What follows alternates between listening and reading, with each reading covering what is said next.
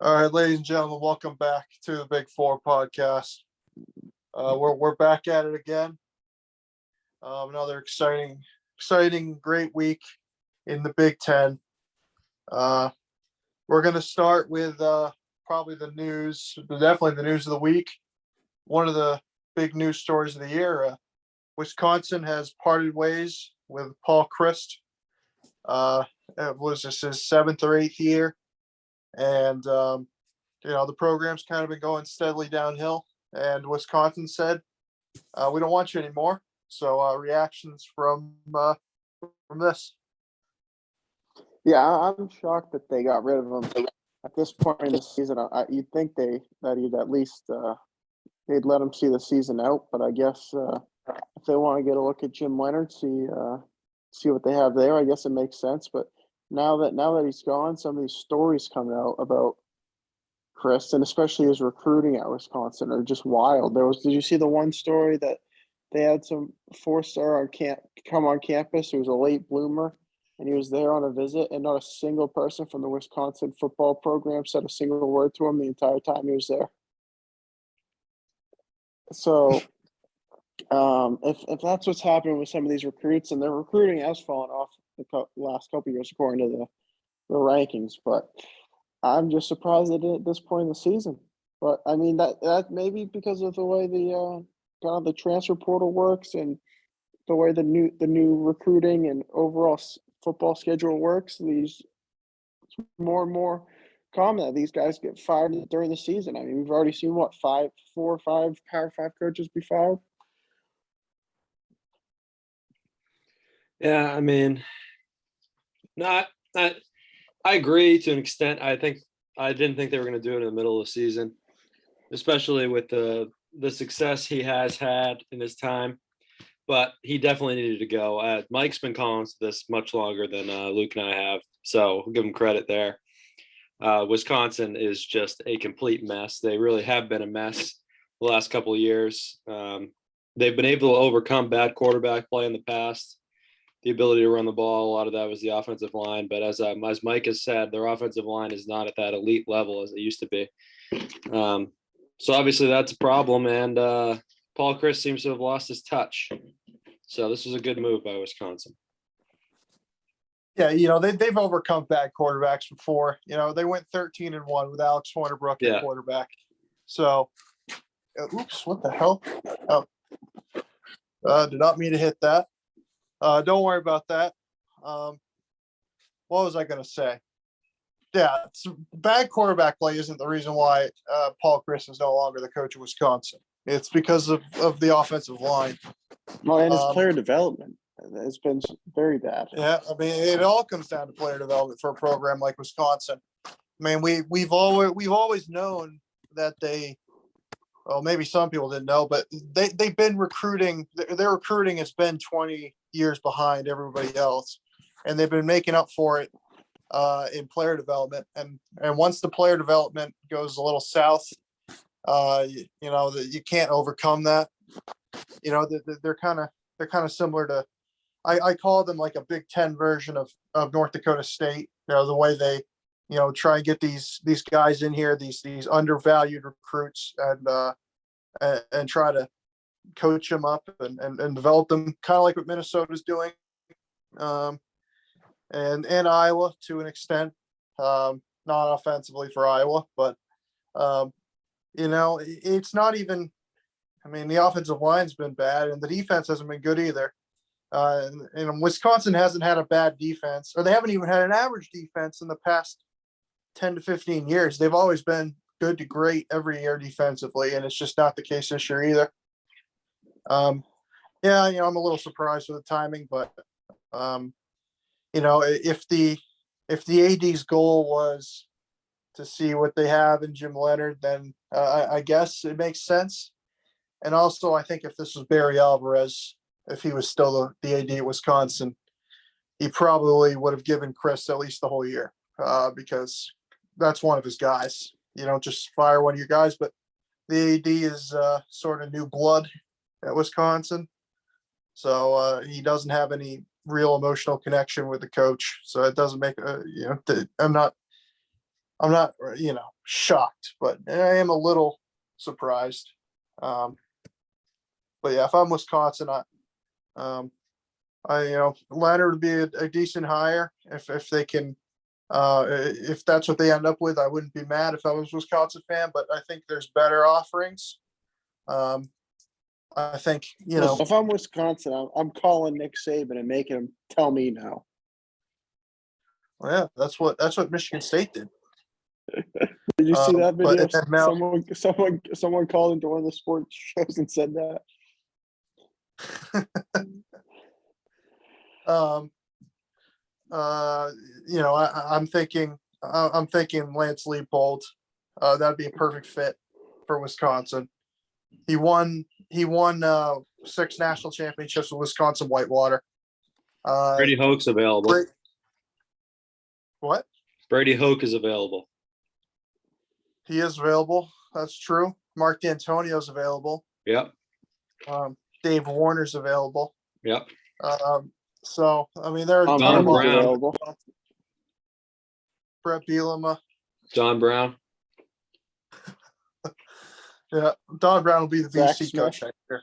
Yeah, that's right. All right. Let's move on to some game results. We're going to start with Michigan going on the road. Impressive win. Big Noon. That's becoming really Michigan's thing, I guess. They play Big Noon every week. Yeah, it's because Big Noon's following Michigan around, so Urban can give Ryan Day a scouting report. Yeah, I mean, it makes perfect sense because Ryan Day can't do it on his own. He needs help. Nope. This shows where Ohio State is. Yep.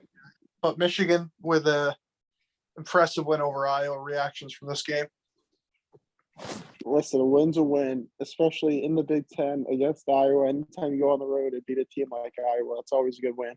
And, Michigan has shown some weaknesses the last 2 weeks on the going to Big Ten play, but at the same time, they're 2-0. So can't complain too much. Corums looked fantastic both games. McCarthy looked okay in this game. I think you can still see that. I know he's not a freshman, but he's still a first-year starter.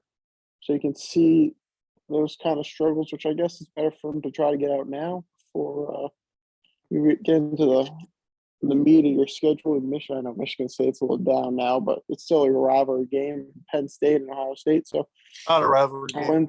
a win's a win, and they covered. Is this a record for Petrus for yards thrown in a game? 246 yards. That's got to be a career high. I could not believe how bad Iowa's offense. I know everyone's been talking about how bad Iowa's offense is, but they were awful in this game. Actually, they don't even give their defense gives them a chance every game, and they don't even come close to capitalizing in these Big Ten games. I thought this was go ahead. I was going to say it doesn't help when Spencer Petras says negative 31 yards rushing. Yeah, but that's just sacks. Yeah, I get that, but still. This was a complete team win. I'm a little concerned about the secondary. We thought that coming in, and they looked at it's a little bit vulnerable here, but nonetheless, a complete team win. Dominated on both sides of the ball, especially in the lines of scrimmage. This was JJ McCarthy's best game, not even remotely close. He played a great game. Did exactly what he needed to do. Check the ball down because they give it to you every time, and they walk right down the field. Check the ball down, hand the ball off. That's all he needs to do. Graham Mertz would have been successful with the way Michigan was running the ball. That's fine, but he did what he needed to do. In past weeks against Maryland, they were running the ball at will too, and McCarthy wanted to just chuck it all over the field. All he needs to do is throw the ball underneath, check it down, and like he did this week, and they'll win easily. It was a complete game from McCarthy. I like the offensive game plan. They were running it all game, making Iowa make the mistakes. And it was a very impressive win. The only thing I'm a little concerned about is the secondary. We'll see how that goes this week against the really, really good Indiana team. The only quarterback worse in the Big Ten than Petras is Bazelak. So No, he's not. Go look at completion percentage. Petrus has him beat. No way. Yes, he does. What's his name? Bazelak's completing 53% of his passes, and Petrus was above that. I can't remember what it was, but It's bad. yeah, not great. Yeah, this was a great win. You can't. This is one of those games you can't complain. Michigan was able to do whatever they wanted to do, especially early in the game. I mean, the game was over by the time I would even put up the first touchdown. Really, 2 garbage time touchdowns when you think about it, and just a great dominant win. The game went exactly how I thought it would. The Michigan was just able to run the ball all game long, and they really didn't have to worry about really anything because they could just run the ball, and then once in a while go play action, have a guy wide open because Iowa can't stop the run. And it was basically over. It was over by halftime, and I don't take anything from the defense because the 2 touchdowns Iowa scored were garbage time touchdowns. I don't care. The game was already over. I don't care what happens. That's true, but you can't let Spencer Petrus even complete over 50% of his passes. Really, you can't let him do that. I don't care what the circumstances are. Doesn't matter. It doesn't mean anything. You can't even start judging. You really can't even start judging Michigan's pass defense unless you want to count the Maryland game. You can't even really judge them until you want to even count Penn State. You tell me Clifford's going to throw the ball around. I'll tell you, Michigan State's got a mess at receiver and quarterback. Rutgers is a good pass game. I saw that Vedral's making his first start of the year. Yep, that's big news. Breaking news. Yep. He's good. I know Tommy DeVito is really going to give Michigan secondary big problems. So it's really, they might not even be tested until the last game of the year. So a little concerning in that sense. But on the other side, Michigan's going to be really smooth sailing. If they can get past Penn State, it'll be smooth sailing until the final game of the year. And really, I'll also say I was not happy with the offensive line after the first week against Colorado State, but they've cleaned it up, so I'm happy with that. Yeah, you being concerned with Michigan's offensive line it makes me laugh because I've seen my programs had some of the worst offensive lines in the Big Ten. And if we had Michigan's offensive line from week 1, I would be thrilled. I would be absolutely ecstatic. All right. Well, I guess we'll talk about Ohio State. I guess, what do you want to say? They took care of business against Rutgers. So reactions. This was a great win. The defense looked really good, especially with Rutgers. Obviously, their offense isn't great, but they did try to throw a lot at us. I think they used 6 different quarterbacks in the first half. 3 actual quarterbacks and 3 wide receivers or running backs that lined up there. So I thought the defense was very good, which is obviously the biggest concern. And the second biggest concern has been the toughness of the offensive line. And I thought the offensive line looked really good. I mean, we ran the ball for 250 yards. Mayan Williams went for 189 yards and 5 touchdowns. And we're still missing our top wide receiver, our top running back. And he scored 49 yards when C.J. Stroud only threw for 154 yards. So I don't think you can complain at all. Ryan Day made Greg Schiano his little bitch on the sideline. And, we move on to next week.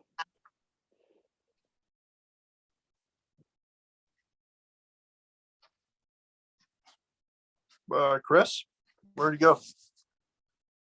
Sorry, I was muted. They didn't cover. That was pretty bad. CJ Stroud was awful in this game. I'm a little concerned about that. Everybody's been hyping up CJ Stroud. I've really been unimpressed by him. Big favorite to win the Heisman. Yeah, that's ridiculous. He shouldn't be. I have not been impressed by CJ Stroud. But defense was fine. They gave up that touchdown, but that was because it was He's an 18 leading. play He's drive. leading the country in touchdown passes and yards. I don't care. He has guys running wide open, and he was terrible against Rutgers. It was awful. They only run wide open because he throws them open. No, oh yeah. Yeah, I mean, Ohio State, I guess that's a fine win, but, And we did cover, Chris. It was no, you didn't. It was 39. You pushed.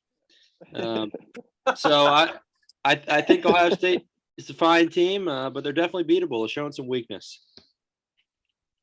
You know what they say? Good teams win, great teams cover, and terrible teams push. That's right. No, So- Hall of Fame teams push is what they say. If you're so good that you can perfectly put the game on exactly what the line is, you are a Hall of Fame type team. Chris, did you see who is top 5 in the Heisman odds? Yeah, Stroud's number 1. I disagree with that. No. Did you see who is top 5? Oh, let me guess. Blake Corum? No, but I spit out my drink when I saw it. Hooker? No. Well, should he be. is, but Yeah. that's not who I'm talking about. Will won't Rogers. guess. Graham Mertz? Adrian Martinez. Oh, I my saw gosh. I saw that. That's every year, this guy. Ohio State, nothing much to say. Rutgers is not going to be competing in the Big Ten with the way that their offensive line is, and they They're don't gonna have win a the quarterback. They won't be competing in the Big Ten until they change the divisions. Competing in the Big Ten, by that I mean being competitive with another Big Ten team, because they're not competitive with any Big Ten teams right now. Well, their coach is too busy running across the sideline to try to beat up his old co-workers instead of coaching up his team. I guess they are beating Nebraska 7-0 right now, so Yeah, they're maybe gonna they win are that competing. game. But Is yeah. Nebraska going to be the first team to fire 2 head coaches in the same season? That would be something else. But yeah, can't say a whole lot about Ohio State. Still haven't played a road game yet. They won't be playing a road game this week because it'll be probably 60-70% Ohio State fans. Yeah, so but we don't we'll be really playing on grass. This will be our first time playing on grass, and that's a huge deal. expect a couple injuries. Because of the see. grass. Yeah, we'll see who gets injured. Hopefully it'll be Stroud, but I don't think it matters. Let's be honest. Oh no, Stroud will go down and we'll bring in our 5-star backup. Maybe Herb Street, once he arrives, goes field side, slips on the grass, out for the game. All right. Let's move on to MSU. They go to a hostile environment in College Park, which was probably 10-20% full to capacity, and probably 3/4 of those fans were Michigan State fans. And they get defeated. They come out and they lose to Maryland. So reactions to this game? I just can't believe how bad Michigan State sucks. Seriously. I picked them in this game. I thought this was going to be one of those games that, like, the middle of the pack Big Ten teams beat up on each other, and like this is one of those, like, at the end of the day they'll end up with 6-7 wins. This will be one of the games they win, and that's what I thought was going to happen here. But they were chasing. They were down this entire game. They started. I mean, they were okay in the second half on defense, but they couldn't score. They couldn't get anything going together. The other thing I don't understand is, I mean, I know you're down, but you got to try to run the ball. You only ran the ball 22 times. If you take out Payne Thorns, you ran the ball 17 times. I know you're But we're chasing. losing. When you're losing, I know you you're can't run as losing, much. but at least you have. If you know you're not the better team, you have to try to shorten the games. But you can't run because your offensive line sucks. You can't throw shorten because your the game offensive line down by sucks. 14. You can't do anything. The defense is awful. I mean, if it wasn't for the win this week, there would be no chance that Michigan State keeps C.J. Stroud short of 500 yards passing. No, Their listen, secondary is awful. I don't know how, but it's going to help Ohio State somehow. The wind's going to knock our corners down or something, but it's certainly not going to help us.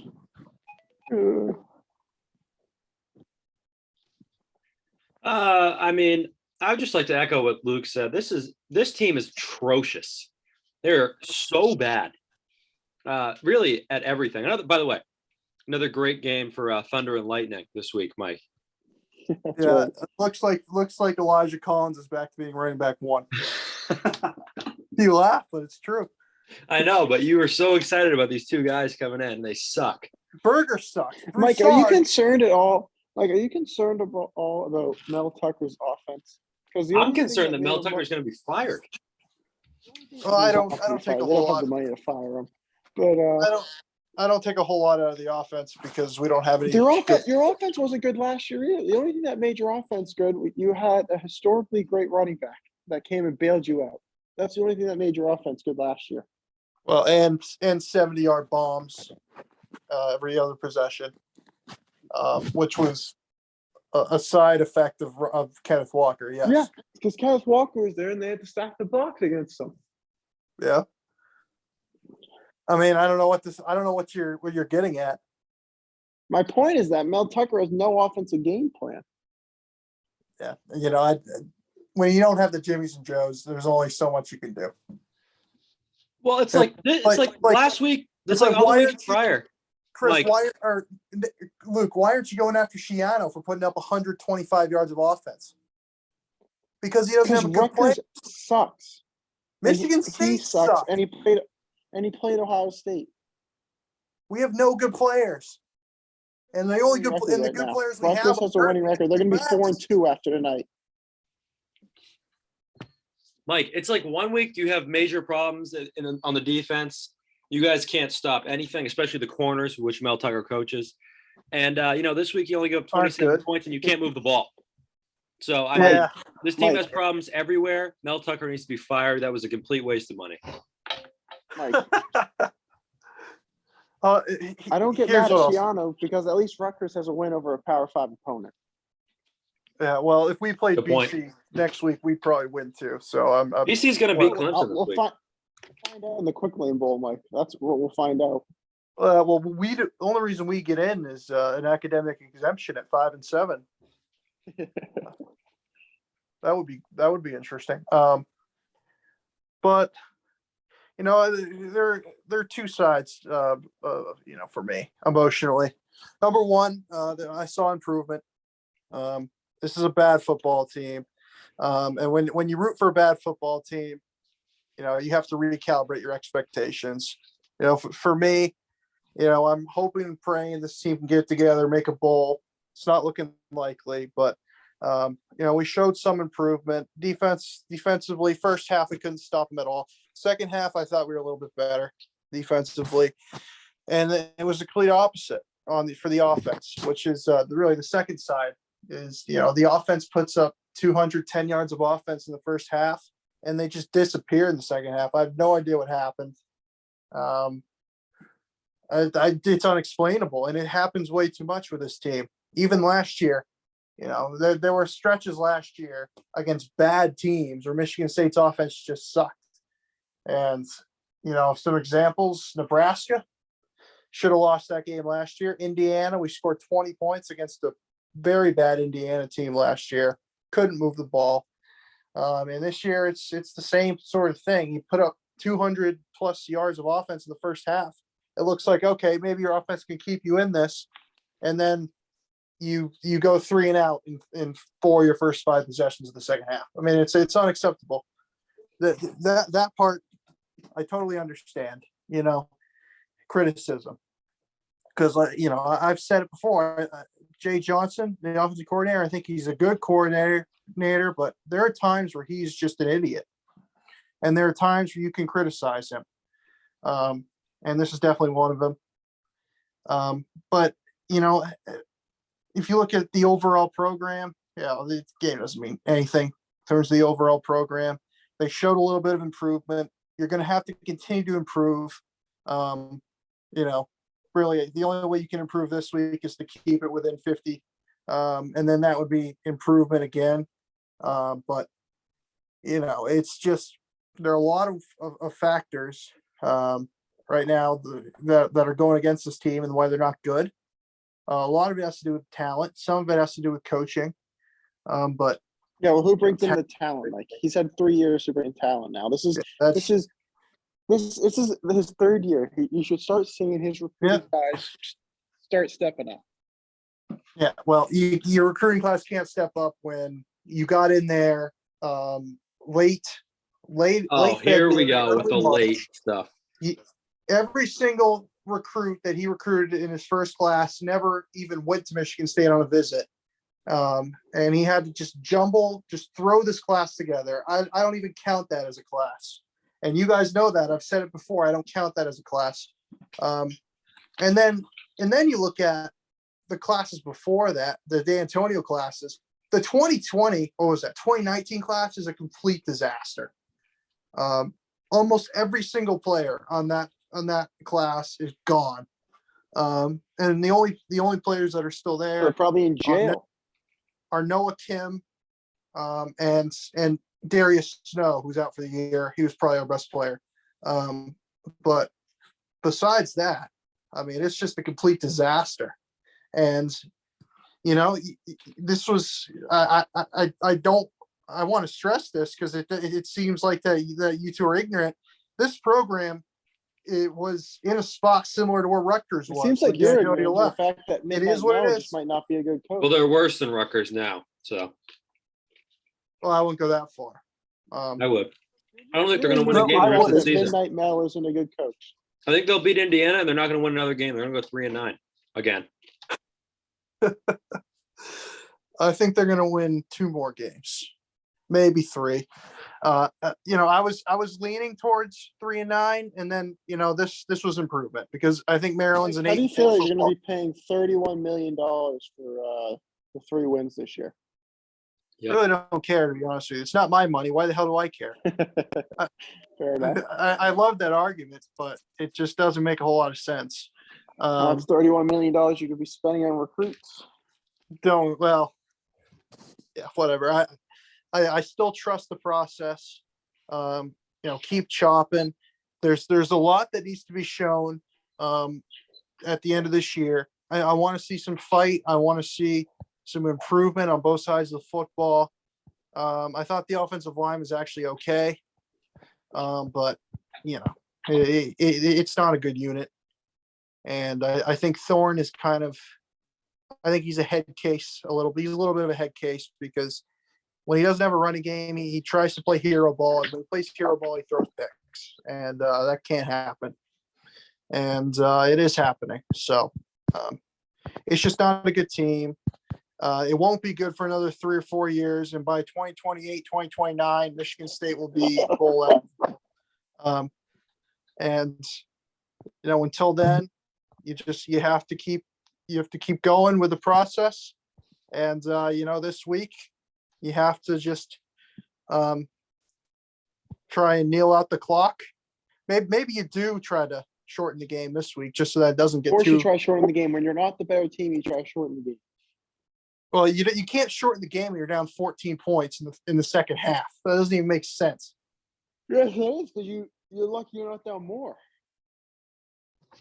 Yeah, well, I thought we were going to be in this game, which was I thought we were going to before the game. I thought we were going to get if I was playing LeBron one-on-one and I was down 5-0 and we're playing to 11, and he said let's play to 7, I'd still say yes because that gives me a better chance to win. Okay, that's not the point.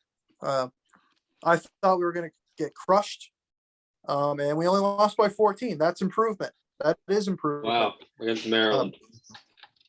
Okay, Maryland's a much better team than we are. Way more talented on both sides. That's a problem. It's not a problem when you get to Michigan State and 55 players transfer and 50 of those players go to Group of 5 or FCS programs, or even lower than that. Just goes to show that this program was in one of the worst spots it's ever been when he got here. It's going to be a full-scale rebuild. They won 10 games Last last year year. was a mirage. Last year was a 6-6 program, a 6-6 team that won 10 games. Got extremely lucky. Should have lost to Nebraska. Should have lost to Penn State. Should have lost to Michigan. Should have lost to Indiana. Okay, that was a 6-6, 7-5 football team last year. And this year's team, it's worse than last year's team, but the schedule's way harder, so they're not going to make a bowl. It's that simple. It's really not hard to understand. And you could say, "Oh, he's the quarterbacks coach." When you got cornerbacks who can't cover, I mean, Whose there's fault is nothing. that? The coaches can't cover. The coaches Whose can't go out fault? there. Who makes the roster? He has to jumble together a cornerback room because D'Antonio left him a bunch of Because scrubs. his recruiting classes suck and he refuses to use the transfer portal. Recruiting class, they're all freshmen. His I don't first care. recruiting They're class, freshmen and I don't sophomores. They're freshmen and sophomores. I don't count the first Oh, class. no. They're freshmen and sophomores, and he won't use the transfer portal. Okay. His entire cornerback room is transfers. Well, they're not very good. Yeah, they're not very. Of course, they're not very good. There's a reason why you transfer. It's hard to get good transfers. I don't know. Michigan gets some pretty good transfers every year. Yeah, you got the offensive lineman from Virginia. Yeah, I mean Michigan gets good grad transfers, but Michigan can't do regular transfers, but Michigan State can, and it's just about jumbling together a room. It's as simple as that. And there are a couple guys who are playing well, but yeah, overall, there's just the Jimmies and Joes aren't there. All right, Big Ten scoreboard. Let's see. Interesting week. Oh, hold on. All right, we'll start. Well, the big game was Purdue over Minnesota. I think that was a big win for Purdue. Minnesota did not look good at all. I mean, I guess we overhyped them because they look very good going into this game.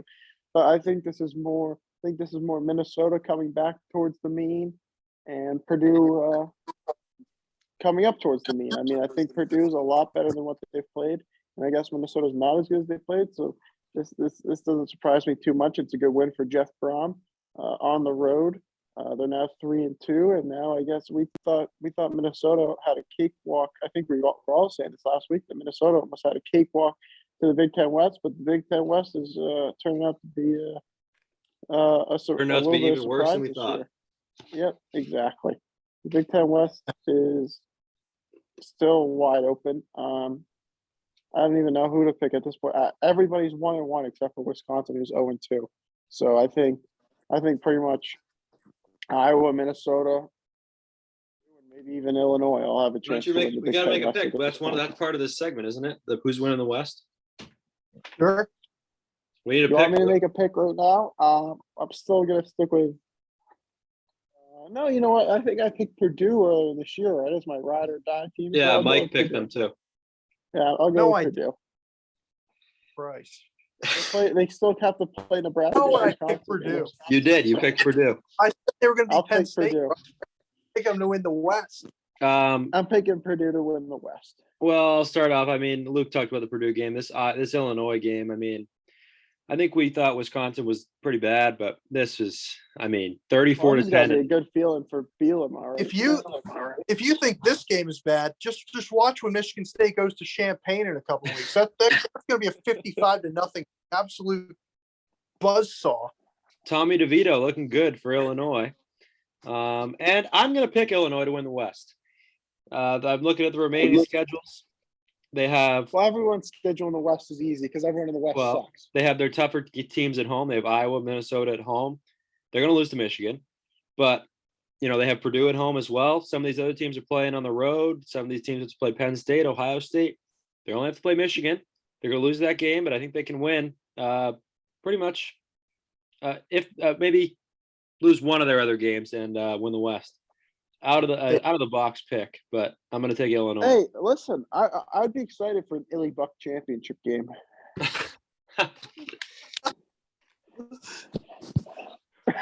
Imagine that. Imagine instead of giving the Big Ten trophy to Ohio State, divisions have got to Buck. go. This is atrocious. The West is awful. Sure. What divisions? They give Illy Buck. Ryan Day holds up Illy Buck. I'll talk about this Purdue game. You can't take anything out of it for Minnesota because Abraham didn't play, and he's by far the best player. And it's not even close. He is like their Kenneth Walker. If they don't have him, then their offense grinds to a halt. And when you play more than soft zone against Tanner Morgan, he struggles. I thought Purdue's defensive game plan was impressive. Maybe Mel Tucker should go get that guy, whoever the Purdue's defensive coordinator is. But I still like Minnesota. I still think they're the best team in the West. And I don't think it's close. I think Purdue's that one wacky matchup that every Big Ten West team has to play. And it seems like every year the Big Ten West champ loses to Purdue, except for Wisconsin beats them every year. But Iowa lost to Purdue last year. They won the West. And then, Purdue's already behind the 8 ball because they lost to Penn State. Obviously, Minnesota has to play Penn State. Yeah, and you picked Purdue to win the West. I did not pick Purdue to win the West. I picked Wisconsin to win the West. And that's not looking good. Oh, even better. Well, you picked Nebraska to win the West originally. Yeah, that's true also. You had like 3 picks. I had a 3-way tie. Yeah. I still think Purdue's going to win the West. Other games, Nebraska's still in it. If they win tonight, watch out. No, they're not. If they win tonight, they're 2-1 in conference play. Well, yeah, and according to Luke, they're going to go to Ann Arbor and win. So. Yep, I'm going to stick by that. But they're still in it. Did you see what Mark Whipple said? He said Nebraska is still well within reach to win the West. So you never know. But all right. What's next? Yeah, sure. We'll talk about some results from last week. I guess we'll start in the ACC where Chris's NC State team goes down to Clemson in really embarrassing fashion. So reaction. Yeah, this is just the story of NC State football in its entirety, and they just choke in big games. There's multiple times in their history where they get to a big game and they always choke. They just don't have the balls. They don't have the kahunas when it comes to winning these games. I picked Clemson because I knew this was going to happen. And it's more an indictment on NC State than it is an indictment on Clemson. I disagree. I still like NC State to win 10, 11 games. Looking at the rest of their schedule, obviously they have BC. That's a tough game. But Well, I'd hope so. The ACC has one good team. I mean, I've been off Clemson, but I think they looked really good here in this game. DJ did what he needed to do. They didn't turn the ball over. They played pretty good defense. I would have liked to see NC State run the ball a little bit more. They were more balanced when they beat Texas Tech a couple of weeks ago. But I was really impressed with Clemson. Both sides It's of the ball. easier to run the ball in Texas Tech than it is to run the ball in Clemson. Well, yeah, but they didn't even try. I wouldn't try either. Have you seen those guys on Clemson's defensive You line? gotta try. But yeah, I was really impressed with Clemson, both sides of the ball. And this isn't great for Michigan. They're gonna have to beat Ohio State to make the playoff because I don't think Clemson's likely to lose here at any point. Maybe.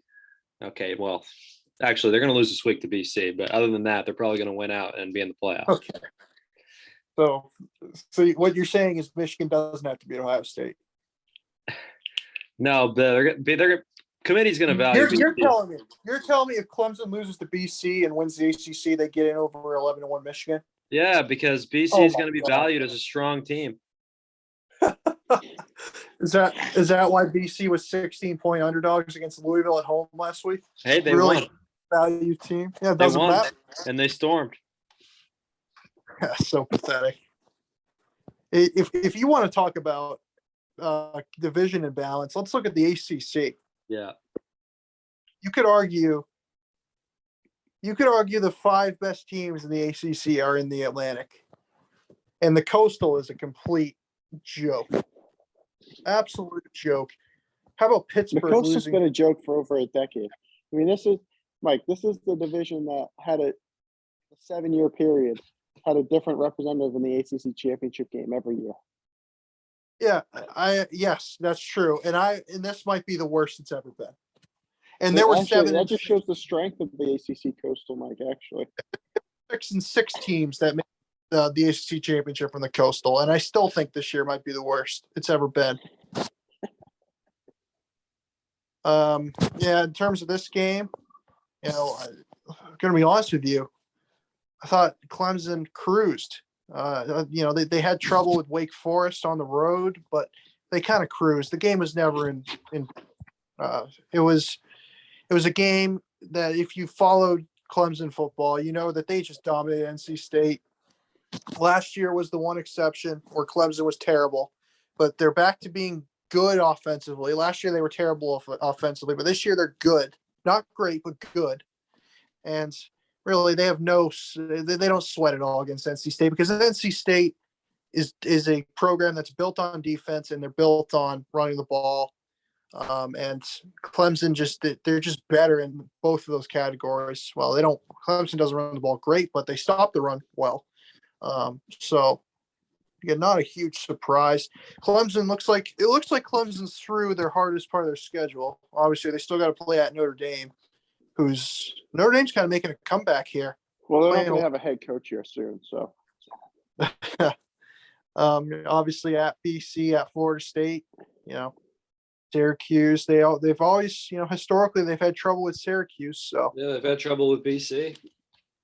They have had trouble with BC, but they've won every time. Yeah. And then of course Miami. Yep. Was still. There's your team. Yeah, Miami. They haven't let them a point in the ACC play. Miami's the second favorite to win the ACC. And that was before last week. Pathetic. Just goes to show that Miami's a good football team. Yeah, they're awesome. Yeah, that'll be a big game against North Carolina. Yeah, they're probably going to get blown out by North Carolina. North Carolina.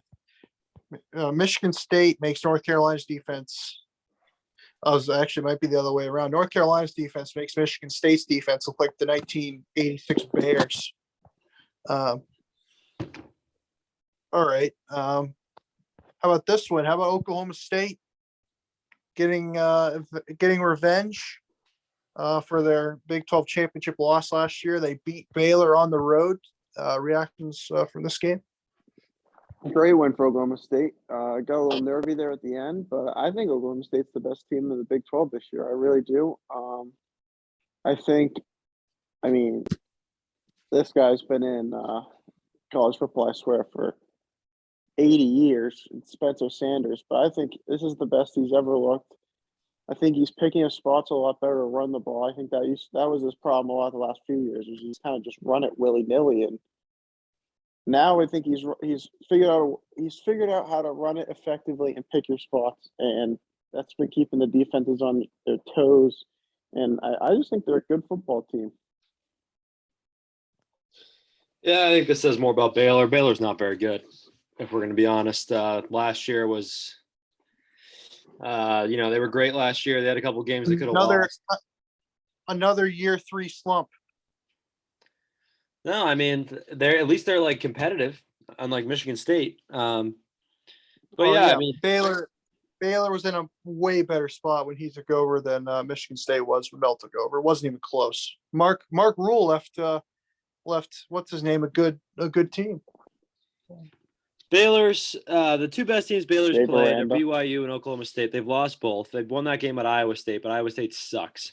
So I'm really not impressed with Baylor. Oklahoma State, I mean, they're fine. They can probably win 10 games. I don't think they're a threat to make the playoff. They're the best team in the Big 12, probably. The Big 12 sucks. It is awful, especially with Oklahoma and Texas just being terrible. So, they're probably the best team in the Big 12, but they're not a threat beyond that. And this says more about Baylor than Oklahoma State. I was looking at Oklahoma State's stats, and do you know who their backup quarterback is? Who? Gunnar Gundy. Oh my God. He's a I did know he's a that. freshman from Also, He's a freshman from Stillwater, Oklahoma. Baylor outgained Oklahoma State in this game, and I'm not a big Baylor guy, so I'm also not a big Oklahoma State guy. But there you go. There's this video that says Mike Gundy updates quarterback battle. Are you telling me his freshman son was in a quarterback controversy with Spencer Sanders? It's his true freshman son. Oh my God. He would lose the locker room if he named his son the starting quarterback. That would be the end of Mike Gundy if he did that. And then Mike Gundy can do whatever the hell he wants at Oklahoma State. He needs to go hire Cale Gundy. That's what he needs to do. Yeah, that was a big win. That was a big win for Oklahoma State. And Chris, you might be right with Baylor. They're not as good as they were last year, especially on defense. Defense was Baylor's calling card last year. And it hasn't been as great. I just don't think Baylor's a good team. They'll win 8 games, probably 7-8 games, but they'll take a step back from where they were last year. But I do want to point this out, that the Big 12 in football is looking like the Big 12 in basketball, where every team, not saying they're all great, but I feel like anybody can beat anybody else on any given day. Yeah, because they all suck. No, I don't think they all suck. I think they're all mediocre. There should be one ranked team in the Big 12. No. Kansas. No, Oklahoma State should be the only ranked team. I think this is going to be extremely interesting. As much as I like Kansas, I'm not sure if they're going to end up at the top at the end of the year. TCU's been really. TCU's I don't know how to feel about them. I think they're a decent team. Yeah, power ratings wise, they're actually they're very high in a lot of power ratings. I think they're a very good team. I think they're the team to watch out for. And I think that goes to show that Gary Patterson didn't leave the cupboard bare for Sonny Dykes. I just think it got a little stale. All right. Let's go to a couple SEC results. Alabama, they lose Bryce Young, but they still win. They beat Arkansas, and that's not the Big 12. And then Kentucky, with a chance to win, they turn the ball over, and Ole Miss finds a way to win. Reactions from those games. And if Luke, you want to throw it, you can. Yeah, good win. Good win for Alabama. Arkansas was always going to be fighting an uphill battle there. Great win for Mississippi State over A&M. Will Rogers looked fantastic, absolutely fantastic. Threw for 330 yards and 3 TDs. He got robbed by defense scoring 2 touchdowns, but if you're going to win the Heisman, your team has to be good. So they're still on pace for 11-1. Will Levis. I turned this game on at the end of the game. First drive. The color commentator was like, I was talking to some of the NFL scouts here, and they both believe that Will Levis by the end of the year is going to be the number 1 pick of the draft. And this guy is he sucks. He cannot win big games. He is so unclutch. He can't figure it out. And this also just speaks to the SEC this year, where all these teams are so over outside of Alabama and Georgia and Mississippi State. These teams are they're all mediocre. Every single one of them is mediocre, and they beat up on each other. It started with A&M. A&M starts in the top 10, loses, they get moved out, and then it moved to Florida. Florida gets ranked in the top 10. They're number 11 after beating Utah. Then next week they lost, and now and then it was Arkansas after that. It's ranked in the top 10. They lost. Kentucky was up in the top 10 last week. Then they lose. Now Ole Miss is in the top 10. I don't know who they play this week, but they'll probably. I'll pick against them. Oh, they play Vanderbilt. Never mind. I'll wait till they play. It's just a revolt. All these teams should be ranked between probably 17 and 25. They're all going to go between 7-5 and 9-3. Arkansas, Ole Miss, LSU probably, A&M, Florida, Kentucky. The only exception might be Tennessee. They've looked okay. But I cannot believe this is when people talk about SEC bias. This is what they talk about because none of these teams I don't think are very good. Okay, let's have an SEC versus another conference challenge and see what happens. Well, no, I'm Literally not any saying other the SEC. conference. I'm not saying the SEC isn't better than all these conferences. They are, but it's the fact that these teams, which are not top 10 teams, consistently keep getting ranked inside the top 10 for no reason, for beating nobody. And the thing is, that everyone thinks they beat somebody because all these other teams in the SEC are ranked in the top 10, and then they beat each other and they all suck. It's just a revolving door. It's a self-fulfilling prophecy, is what it is. I don't agree with that, but Alabama, whatever on this win, but Bryce Young being hurt is it's a non-issue this week, but he better be ready to play next week at Tennessee. So we'll see what happens there. Ole Miss, I mean, this game was just a complete mess. Kentucky should have won this game, and Ole Miss sucks. They're awful. That's what I'm saying. I do That's agree what that I'm they saying. shouldn't be ranked in the top 10, but these other teams I don't agree with. They should have lost this game. Jackson Dart is brutal, and I don't see. Chris. Should Florida have been ranked in the top 10 after one win against Utah? No. Should Texas A&M been ranked in the top 10 to start the year? Yes. Should Kentucky been in the top 10 last week? Yes. No, give me a break. No, they shouldn't have. But yeah, you look at Ole Miss's schedule. They have Vanderbilt and Auburn, but then LSU, Texas A&M, Alabama, Arkansas, Mississippi State to close the year. I think they're going to start 7-0 and go 7-5. This team is not good. That was not an impressive win for them. That's been Ole Miss's schedule all year. Everybody's been saying, they could start 6-0 and they might finish 6-6. Yeah. Because how hard I was not impressed by them. But Alabama, whatever. The same sort of thing I was expecting might happen. I thought there was a little emotional letdown from Arkansas, especially early in the game. Obviously, they came back. They made it a 5-point game, but Alabama just ran it all over Arkansas at the end with what's his name? With Gilmore. What's his name? Hold on, I'll find his Milrow. With Milrow, he threw the ball 9 times, and he rushed the ball for 91 yards. They just ran it right through Arkansas. Jahmyr Gibbs was amazing. He's a guy I was looking at early in the year as one of the best running backs in the country. It hasn't really happened. Alabama hasn't run the ball as well as I was expecting, but they ran the ball well against Arkansas. And now you look at Arkansas, you look at their schedule, they go to Mississippi State. Yeah, we've been saying all year they have a tough schedule. BYU on the road. They go to BYU.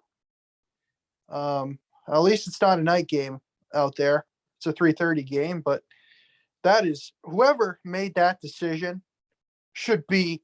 Still have to play Liberty. Whoever decided to schedule BYU in the middle of the SEC season, even Liberty, you're scheduling Liberty in the middle of your season. This is Arkansas's non-conference schedule. I don't know who decided this schedule, but they need to be shot. Missouri State, Cincinnati, BYU, and Liberty.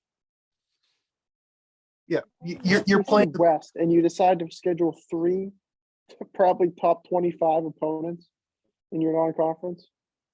Yeah, you schedule the best group of 5 team. You schedule a very good FCS team. Missouri State's perennially in the race to make the FCS playoffs every year, and Bobby Petrino's their coach. Good point. If he was the coach when they scheduled that, then this AD must be trying. Whoever scheduled this for Arkansas must be trying to sabotage them or something. Maybe it was Chad Morris. He knew he was out the door, so he gave Arkansas the most ridiculous schedule of all time. Then you go to BYU and Liberty, who's one of the better group of 5 teams also. Yeah, it's not smart. And it's going to it might cost Arkansas 1 or 2 wins. especially not even if you beat BYU. I guess they have a bye after, but it's just the scheduling dynamic is horrible. But on the other end of things, Ole Miss, it's just one of those games you have to win at home. Took care of business. Yes, Kentucky should have won. Yes, they were the better team. But, sometimes luck goes your way. And, yes, that was a very bad pick. I guess it was a fumble at the end of the game.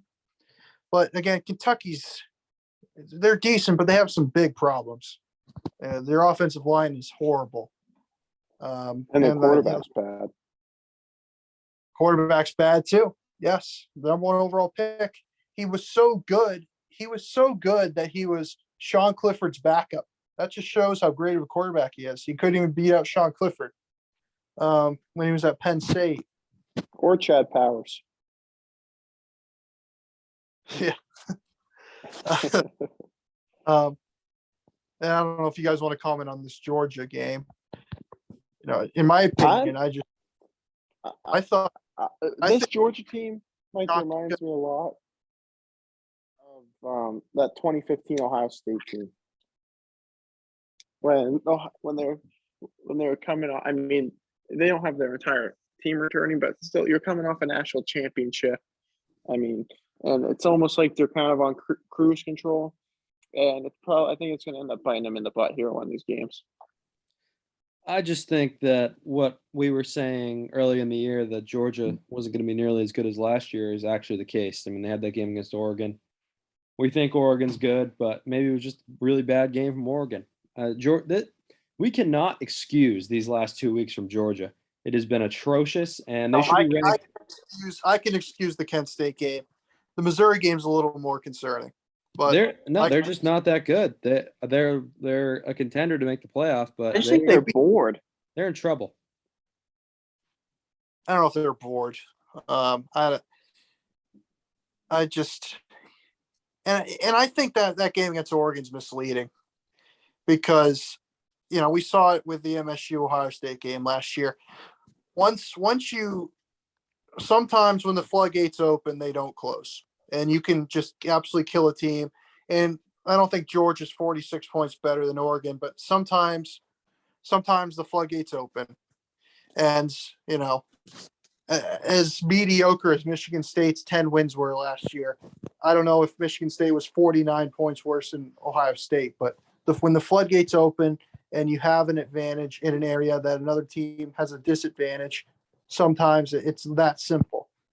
And you could say that's an explanation for the Oregon game, but it was a little concerning, but I think if this starts becoming more of a trend, then maybe you could say, oh, this could be concerning.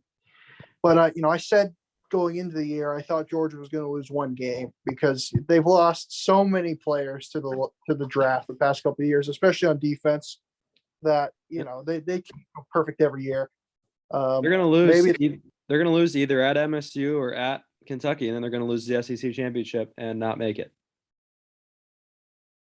I don't think Kentucky can beat them, but I think Mississippi State could beat them. They also have Tennessee, but that's at home. They're going to start 11-0, and they're going to lose to a coachless Georgia Tech team at home. Yeah. Although next week they got a tough game against Vanderbilt, so they might lose that one. Vanderbilt's improved. They're only losing by 50 points regularly in conference play. So, improvement. But, yeah, okay. Let's move on. Hold on. Let's move on to – all right, pick a game from last week. I know we touched on it a little bit, but I am still in shock over how bad TCU beat. I thought after that, maybe this just shows how bad Nebraska is. But after Oklahoma just literally massacred Nebraska, I thought they would run away with the Big 12. I thought their offense looked good. I thought their defense looked good. I didn't think there was any way to stop this team. And then TCU goes out there and they were up by like 30 points in the first quarter of the first half. They were up 27-10 at the end of the first quarter, and they're up 41-17 at the end of the first half. I couldn't believe it. Max Duggan looked good. Maybe so. I don't know if this is Oklahoma's not as good as we thought. TCU's a lot better than we thought, but and then Oklahoma split they benched Gabriel and went with their backup quarterback. They just didn't their defense, and this is supposed to. I don't know if this is Venables is still trying to install his defensive stuff, and it's so complicated that it took forever. But I mean, when you get torn up by Max Duggan, it is not a good look, especially when you got 4 and 5 stars all over your team. Yeah, embarrassing loss for Washington. Mike's team just torn apart on defense by UCLA.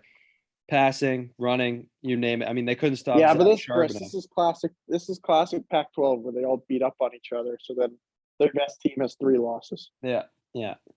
I mean, this is just a really bad loss. I mean, you couldn't stop Jacques Charbonnet, and they were 3-point favorite. That is not a bad loss. You get 2 picks for Michael Penix, who is the savior according to Mike. It was just an embarrassing loss against Michigan State. He's if he plays Michigan State every week, I guess you could say that with a lot of quarterbacks. But if he plays Michigan State every week, you could probably say that about Noah Vedral too. But my game. I just want to talk about my guy, Carl Durrell. My goodness, man, did Colorado upgrade with when Mel Tucker left, and they got this guy, and he has done such a great job. And Colorado might be the worst FBS team. I'd love to see them play UConn. I'd love to see them play UMass. I'd love to see them play New Mexico State. They are a train wreck, and the coach is gone, and they're going to hire Eric Bieniemy, and it's going to be a terrible hire. But they only lost by 23 to Arizona, and Arizona went 1-11 last year. So Colorado's doing great things, and they should be real happy that Mel Tucker's not there anymore, because hey, Mel Tucker won 5 games in the first year, and now these 3 years removed from Colorado, they're going to win no games. So yeah, they're in a much better spot than they were a couple of years ago. But yeah, congratulations to Colorado. What a start to the season. Not only are they going to be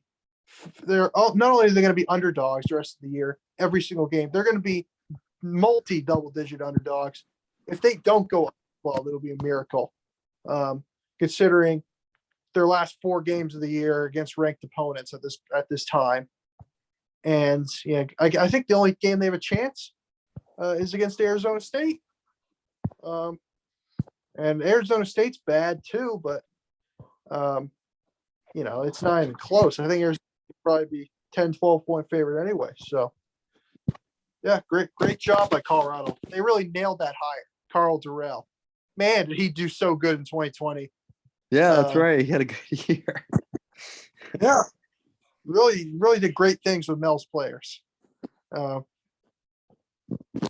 right. Chris wanted to talk about this. The preseason basketball all Big Ten team came out. A couple, obviously, Trace Jackson Davis was the Big Ten preseason player of the year. Some other player, I guess I'll name the other players. Tyler Wall, Chucky Hepburn, Clifford Omoruye, Zach Edey, Jalen Pickett, Jordan Jameson Battle, Jesus Christ, Malik Hall, Hunter Dickinson, Chris Murray, Trace Jackson Davis again, and Terrence Shannon. How's the Big Ten looking in basketball this year? Well, this whole thing is invalidated because the 3-time Big Ten Player of the Year Justice Suing isn't on the roster, so the whole thing doesn't matter. Yeah, that's all I have to say about it. I mean, I didn't really have any interest in talking about teams or whatever a month before the season, but this is atrocious. First of all, there are 11 players on the All Big Ten first team. There should be 5. First team, it's just a team. No. Oh, it should be 5. It says There all. should be Okay, but here's the 80. thing. 11 doesn't even make sense. No. Like if you're saying team, like, and you're going with 11, like you either have to go with 10 or you go with 12. 11 doesn't even make sense. Or 13. You have 13 scholarship players. Or 13, yeah. I guess Anyway. they didn't want to have Tyson Walker on there. The first team should be Edey, Dickinson, Battle, Shannon, and Explain to me how you're going to put Dickinson and Edey on the court at the same time. I can because Dickinson can shoot. And you can play Dickinson at the stretch 5, stretch 4. Okay, then where's Trace Jackson Davis? No, I'm not putting him on the team. I'm putting Tyler Wall on the team over Trace Jackson Davis.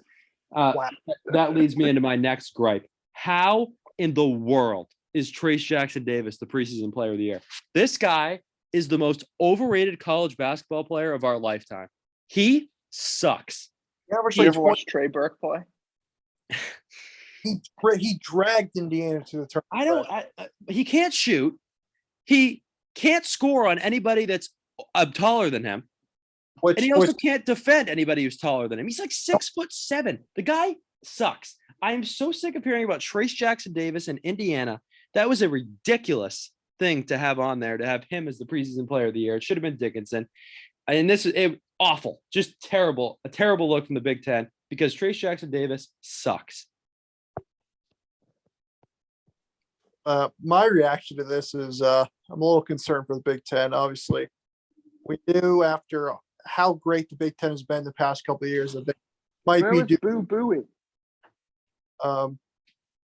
But I don't know. It's not if those are the players that are on your first team. And obviously, I'm not even accounting the players getting better. Obviously, but these players, if we were looking at last year's Big Ten, they wouldn't even be close to. Most of them wouldn't. You even don't be like Clifford Amarui on here? Yeah, is that what the Big Ten is down to for centers? I mean, what's next? Are we gonna have Matty Sissoko in the on? Joey Hauser. I heard Joey Hauser just missed the cut. Oh, okay, Joey Hauser. And Hogarth should have been on air over Malik Hall. Well, he can't shoot, so. Well, he's good, and Malik Hall's okay. Well, Malik Hall can shoot, but he takes 30 minutes to get a shot off. All right, that's enough of that. That was a good segment. Yeah, thank God we put that on there. Yeah. Who is your double-digit dog of the week? Texas A&M plus 24. I don't think they'll win. I don't even think they'll come close. But with Bryce Young looking like he's going to be out this tomorrow, and I mean Texas A&M has the talent to beat them. They certainly do have the talent, and I mean there's a question mark at the quarterback position, but I mean throwing out a random student from the stands has to give you more production than the production they've had at the quarterback position so far this year. So I'm going to take Northwestern plus 10.5 against Wisconsin. Yeah, I was actually looking at that game, but there weren't a ton of good games to pick. No. Mike's going to go with Washington State here. That's the only other one. I almost did that one. Who's Washington State playing? USC plus 12.5. I actually, I was looking at the Northwestern game because I thought they played actually pretty well against Penn State last week. They didn't win. But they were close, but they just can't score. But here's why I didn't pick Northwestern, because I think they're going to lose. I think getting rid of Chris is actually going to give them a one. Oh, here we go. That's what you said about. That's what happened with Nebraska. And they lose by 40 to Oklahoma. Yeah, well, I think it's a little different this time because Leonard is, he's more of a player's coach. I guess Mickey. I didn't take Wisconsin because I think they're going to beat Northwestern by more than that. Although it's not a terrible pick. It isn't a terrible pick. I'm going Virginia Tech plus 14.5 against Pitt because although I think Virginia Tech sucks, I think Pitt is I think they're done. I think Narduzzi is emotionally done, and I lost all respect for him. And I'll be rooting for Pitt to lose every game for the rest of his tenure. All right, on to the picks where we have to talk about this double-digit dog thing where both Luke We and finally hit one. won last week. So Luke gets 7 extra wins and Chris gets 5 extra wins. And I did not win, so I don't get any extra wins. You're falling behind quickly here. I'm 11 games back. I was only 4 games back last week or 3. But I'm going to have to win one of these double-digit things to get back in it. But yes, Luke is 4 games ahead of Chris at this point, and he's 11 games ahead. All right. I guess, we have a head start on this game, but it's on here, so we'll pick it. Nebraska at Rutgers. Yes. Rutgers is up 10-0. I'll go with Rutgers. Rutgers. Well, you guys know I love. You're picking I love Nebraska. No, you're going with Nebraska. That's your pick. I've really been thinking about this. I was definitely going to pick Rutgers, but now that they're up 10-0, I might have to go Nebraska. Yeah. Well, that's 12 games back. I'm going Nebraska. I just don't think Rutgers can score. I don't think they're going to score another point. That's my hot take of the day. They have Vedral back. Well, he is a good quarterback, but he's not that good. All right. The Toilet Bowl, Colorado State at Nevada. Nevada. So, Mike, is the state of Colorado going to go 0-24 between Colorado and Colorado State? Yes. And then if you throw in the Broncos, they might only win 3 or 4 games all year, all combined. The team in Colorado is Air Force. Yeah, I don't count Air Force because Air Force is a federal. That's a good point. They're not in the state. Yeah. I'm going to take Nevada also, but Nevada is really bad. So the spread was actually pretty close. All right. Let's go big noon again. Michigan at Indiana. Yeah, Michigan. Michigan.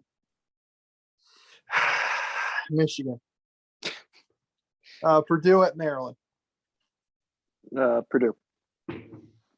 I'll take Maryland. Maryland. I'm going Maryland because they beat Michigan State. Yeah, classic. Yeah. Louisville at Virginia.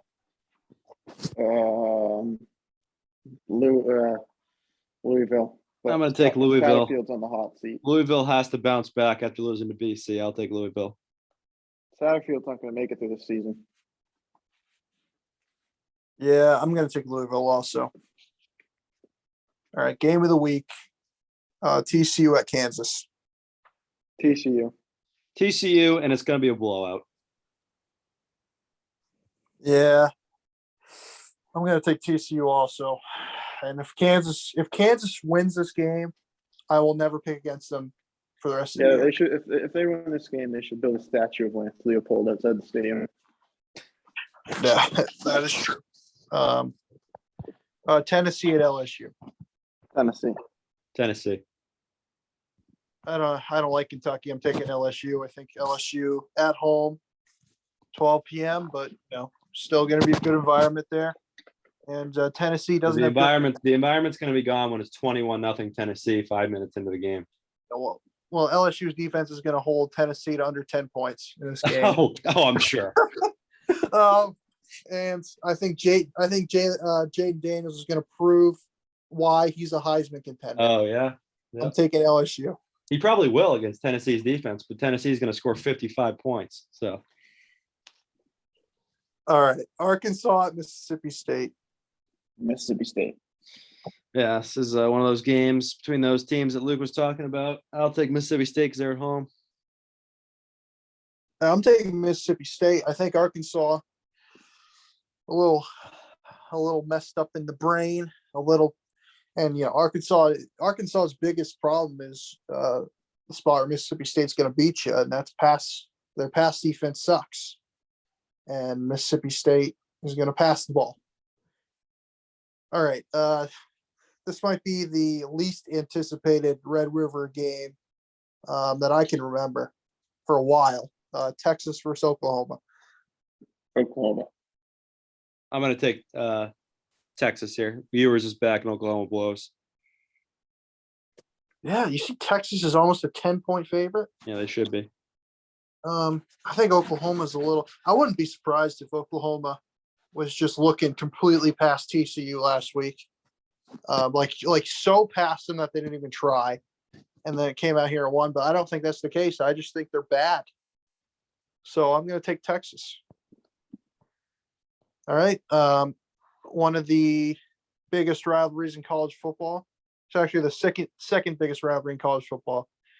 We got Eastern Michigan at Western Michigan. Yeah, I'll take Western. I'll take Western. Ooh, that's a bad pick. I'm taking Eastern. They won at Arizona State, and Western's bad. All right, I'm taking Eastern. No, but Eastern lost by 50 to someone the other day. All right, I'll take Western. I'm still taking Eastern. Wisconsin at Northwestern.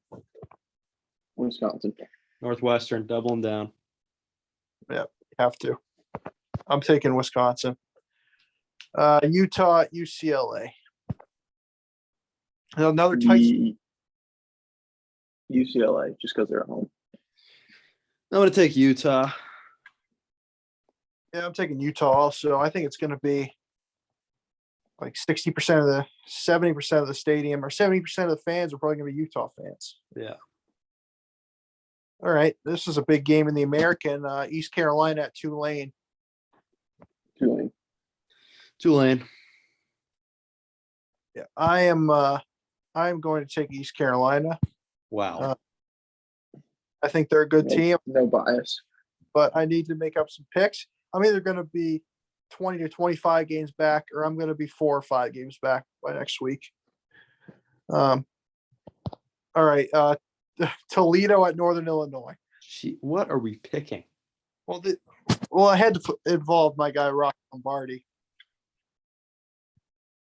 I didn't even see this game. I'll take Northern Illinois. I'm going to take Toledo. Yeah. Well, I can't pick against Rocky. I don't care who they're playing. I don't care if they're playing Ohio State. I'm never picking against Rocky Lombardi. He deserves to have a statue right in front of Spartan Stadium, right next to Magic Stadium. Maybe Mel should have chased him out of town.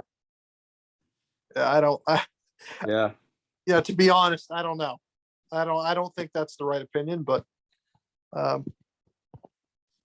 whatever. I'm going to take Northern Illinois. All right, Ohio State, Michigan State. Ohio State. Rolling the dice, I'm picking Ohio State. Duke at Georgia Tech. Duke. Georgia Tech. North Carolina at Miami. North Carolina in a bloodbath. I'm taking Miami. Probably a dumb pick, but I'm taking Miami. We have Toilet Bowl 2.0. UConn at FIU. Oh my gosh. Worst teams in college. Yeah. Oh, I had to put it on here. They're two of the worst teams in college. Yeah, well, UConn's 5.5-point favorites coming off a big win last week. I'll go with UConn. I can't in good conscience pick UConn. I'm going to pick FIU. Oh my gosh, they lost 73-0 to Western Kentucky. FIU is. I'm going to take. Never mind. I'm taking UConn. I don't think you realize how bad FIU is. 73-0. You see that story on FIU? They couldn't even afford uniforms or something. Yeah, Connecticut. Listen, UConn's on the come up, man. Yeah, they're on the come up. Yeah, I think they could be a perennial 6-6 team. Obviously, they got to schedule those 6 games on the road at Power 5 teams to get their money. But if they schedule these type of games, 6 of these, play New Mexico State, play UMass, play FIU. You know, BC. I'm taking UConn. I thought this next game, I thought the spread was really weird. South Carolina at Kentucky. Kentucky is only a 6-point favorite against the That's weird. good South Yeah, Carolina team. I'll take Kentucky.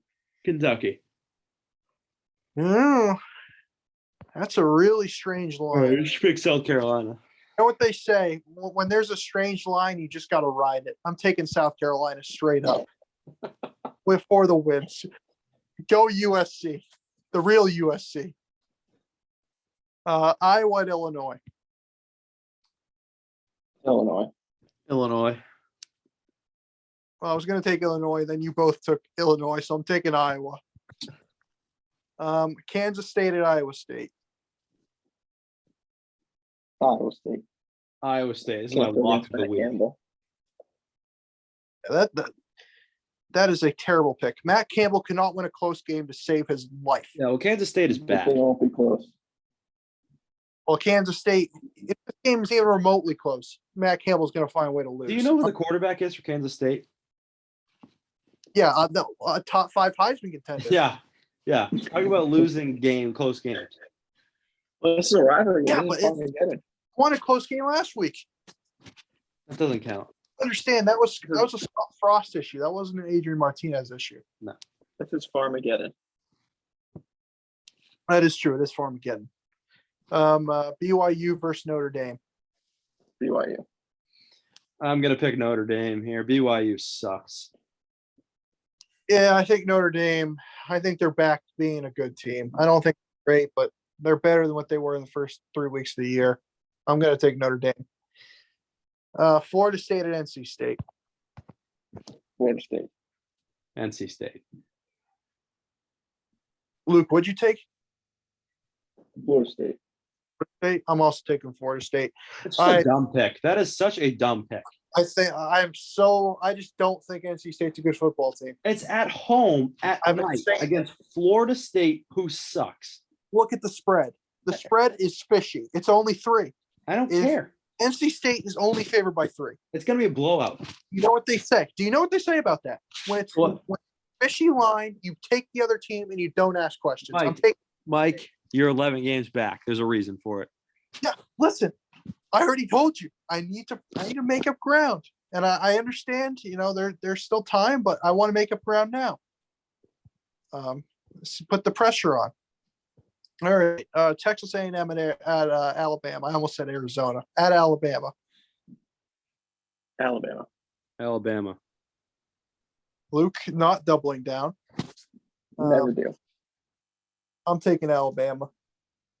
Although Bryce Young is looks like he's not going to play. It'll be another Jalen Milroe special. All right, last game, biggest game of the week: Oregon State at Stanford. Oregon State. I'm predicting Dave Charles going to be fired. This season, not after the Oregon game. State. And this, make your pick first before I say what I'm going to say. Oregon State. What? You blatantly missed the game. What game? You're kidding. I don't know. What game did I miss? You're telling me you did not put Clemson at Boston College on here. No, I don't put big spreads games on here usually. We need to pick this game. It's not a big enough game. That's ridiculous. Listen, my SEC bias is showing, and I'll be wearing an SEC shirt tomorrow. So I cannot believe that's not on here. BC is going to win. well, it's unfortunate. Why don't you pick him as your double-digit block? Yeah, why didn't you pick him as your what's it called? You Well, would get I'm more confident that Northwestern's going to win. Wow. Okay. All right. So we're not picking that game. So Rutgers up 13-0 now, Mike. So okay. So Hot, you're- Rutgers not, your quote saying they weren't going to score another point is already wrong. well, I was a little behind. They're not going to score another point the rest of the game. All right. Any parting words? Michigan sucks. Go Eagles. Gonna do it for this episode, and we'll be back next week for another episode.